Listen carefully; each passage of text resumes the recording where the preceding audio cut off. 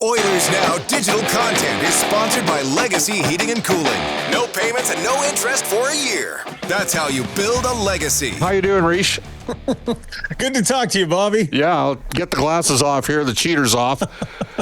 All right, how many times have you and me away from on air, because we didn't do anything on air for about 15, 16 years or so. Yep. But over the last several years, how many times have we had an animated discussion about Evan Bouchard?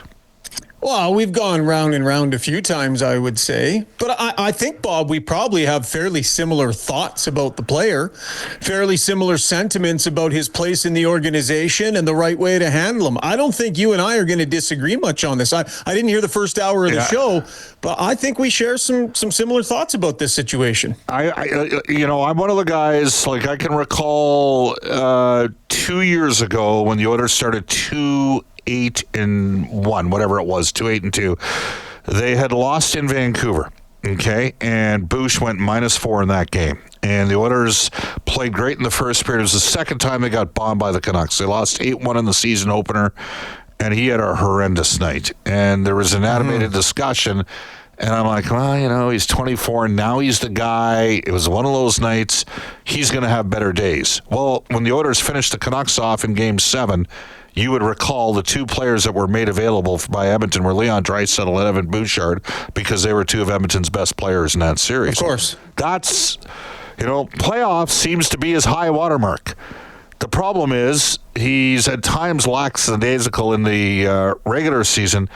But I got to tell you, Ryan, even for somebody like me who's a pretty big fan of Evan, I was pretty exasperated last night, because the definition of insanity is doing the same thing over and over again and expecting it to change. And it's not coming out of his game, at least right now. Why do you think that's the case? Okay, so he's not a great player in October, generally speaking. A bunch of the players aren't great in October. This year, more than in other years, the big mistake has plagued him. And it's been multiple times over multiple games, the big mistake. And there's a lack of attention to detail and a lack of understanding, risk management moment to moment that he needs to be snapped out of. I just think it's really important, Bob, when we're talking about Evan Bouchard, people need to understand, because we're talking about his game and criticizing him and getting on him and talking about benching and all of this. It's not the same conversation as, does he belong in the organization? Is he a good player? What about that contract number? What about? It's two different conversations. He belongs with the organization. He's going to be great in the playoffs again. You can rely on this player when it matters. He belongs here. So let's just put that part of it on the shelf. The challenge for Chris Knoblauch is to figure out how to have this player's lows not be so low and not hurting the team game after game after game here. So let's not have the big existential Evan Bouchard conversation. Let's stay in the moment and what the head coach needs to do. And quite frankly, Bob, he has not done enough. 3 games ago, when he made the bad mistake early on, I think it was Seattle, and then he made another one late in the game, he should not have gotten back on the ice after that. I know that Jake Wallman is banged up and they're worried about too many minutes for him. I know. Doesn't matter. Doesn't matter if it cost you the game. I know you needed his offense. They needed to invest in Evan Bouchard's next 10 games by sending a strong message then. He didn't do it. Fine. Play him through it. Well, they benched Darnell Nurse the other night. Next game, Evan Bouchard comes out. First thing he does is turn over the puck for a goal the other way. What a golden opportunity to sit him down for the rest of that period, pull him off the top unit power play, and then in the second period, message sent, get him right back out there. But they didn't. So to me, this is on Evan Bouchard first and foremost, but I don't believe Chris Knoblauch has been aggressive enough in getting the result from the player, flat out. Yeah. Ryan, I can't stand 11-7. Like we've discussed this. I just, but if you have 7, do you not have the perfect scenario where, for a coach, ice time's your currency, right? Ice time's your currency. I don't agree with playing 11-7. You mentioned that Wallman's coming off of something. You can play Brett Kulak more. Brett Kulak played the second most minutes behind Bouchard of any Oilers player last year during the playoff run with Paul of the defenseman, with Paul Coffey. Yeah. Right? He's actually had his minutes reduced. By the way, Brett Kulak and Ty Emerson are the one pairing that's played sort of a north-south simple game. They don't overcomplicate things in transition. Yes, Kulak's more of a transporter than a transitioner with the puck, and Emerson's limited. He's limited, but they play.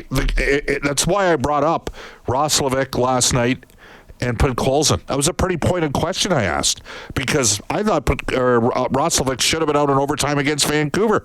There needed to be in-game adjustments with that. Like Sherwood was out there. The Canucks went with 3 forwards in their second rotation through 3v3. And they didn't. It was smart. I got to give Evan Foote credit. I also like the fact that he saved Demko for the Oilers and gave the Canadians Lankinen. Like, he did some things.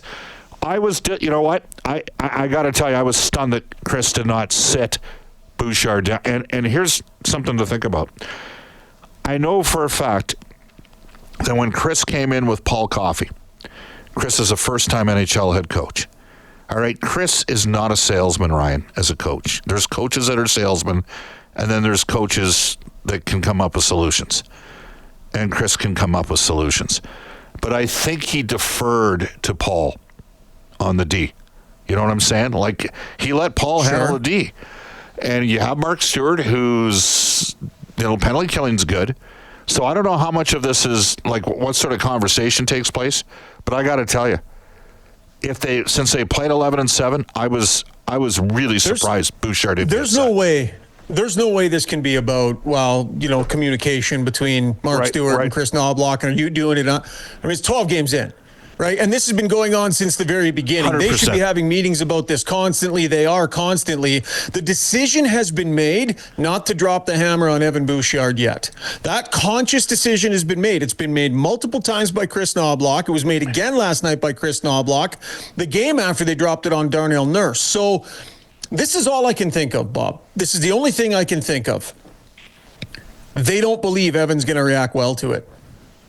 Even though they no longer have a choice but to do it, in their gut, they think it's going to send them further in the wrong direction. Some players, you fire a missile at them, look at how they respond. Look at Nurse, get sat down, couple of goals, stronger performance, right? Some guys will react that way. Do they believe that doing this to Evan Bouchard, sitting him for a period, pulling him off the power play, will tailspin him even further? And does that make it harder to do? But the problem is, Bob, it no longer matters. Because did you hear those players post-game? They are exasperated. Yes. And at a certain point, it no longer makes sense to the rest of the players on the team to keep rolling the guy out there. They're looking at him going, really? Are you blank and serious? It has to make sense to the rest of the group. Yep. And it no longer makes sense to the rest of the group. It was a missed opportunity last game. Ryan Rishaug joining us from the Got Your Back podcast and TSN. Ryan, it's interesting because I don't think Paul Coffey was too worried about sugarcoating things and easing Evan Bouchard into situations. Okay, I know enough about Paul. I've had enough animated discussions. Now, I'm roughly of the same vintage. It's different. But Paul Coffey was not afraid to speak his mind at any time. And, now the other thing is, go get it back. Pull your blank out of blank and get it back, right? Like that's kind of how his modus operandi was, and it was somewhat effective.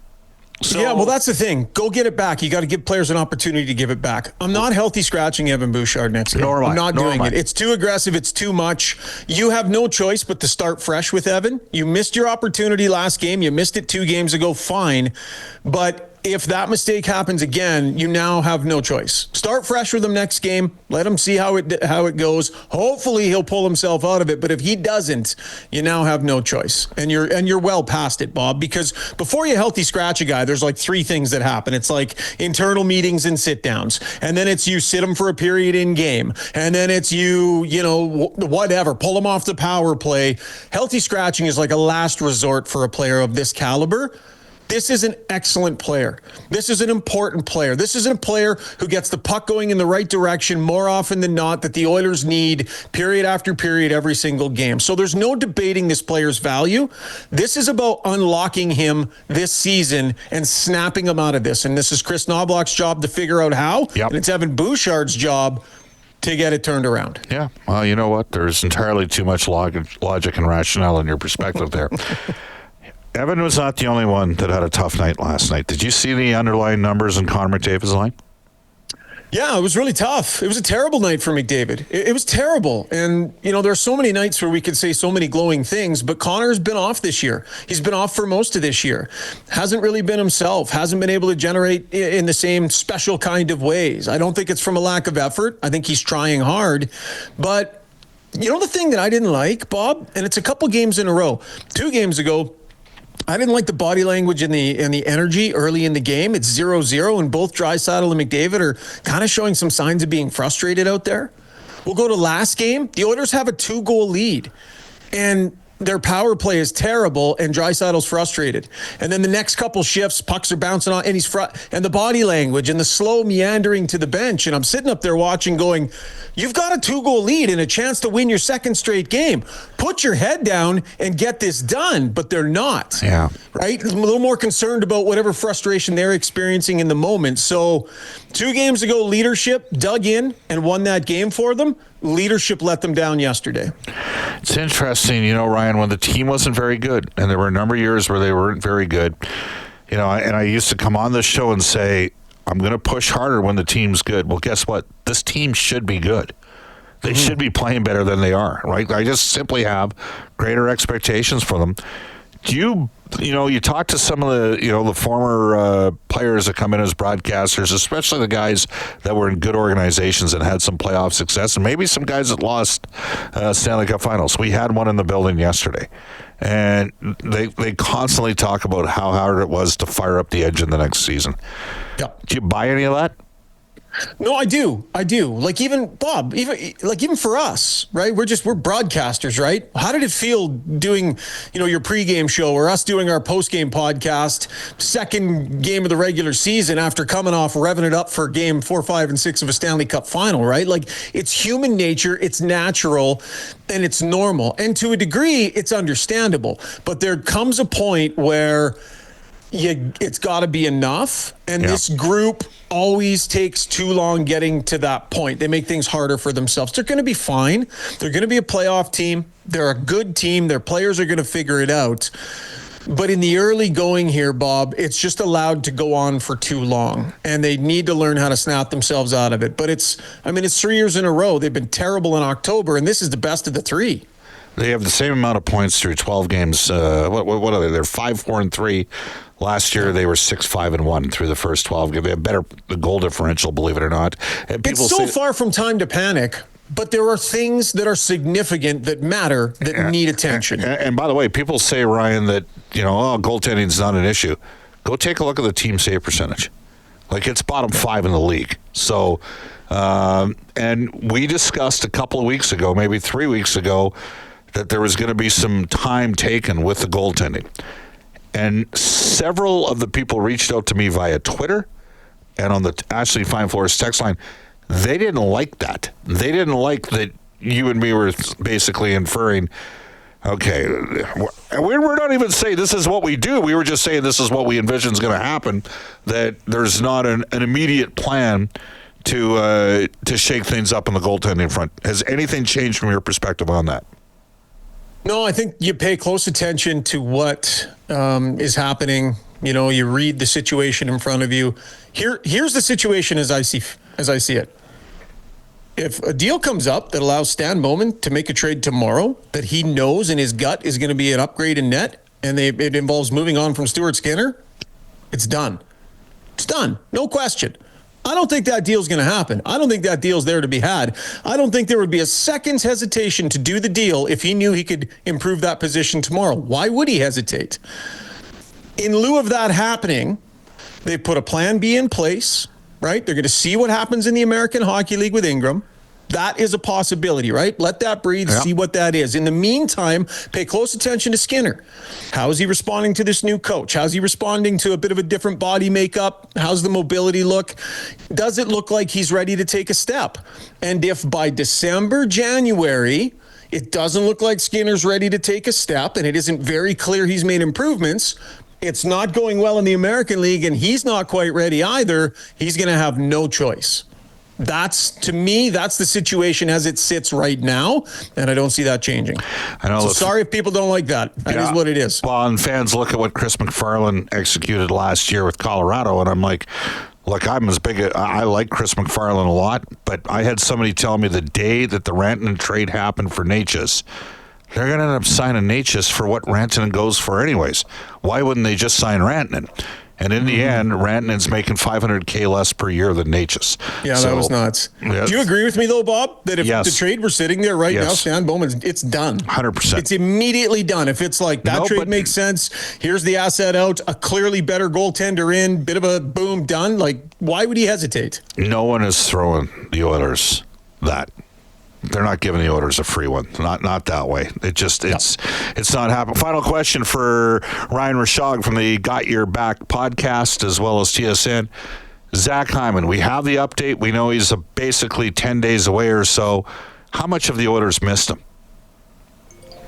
Well, they've missed him a lot. I mean, I don't expect playoff Zach Hyman that's going to be running guys through the boards 10, 12 times a game. So I don't necessarily expect that, but I think they miss his presence in the locker room. I think they miss him in there doing his share of the media, right? Taking his share of the lumps through the ups and downs. I think they miss his game on the ice. I think they miss the top six presence with McDavid and Draisaitl. I think he probably helps temper them a little bit. So yeah, this is going to be a huge addition, and it comes at a really important time.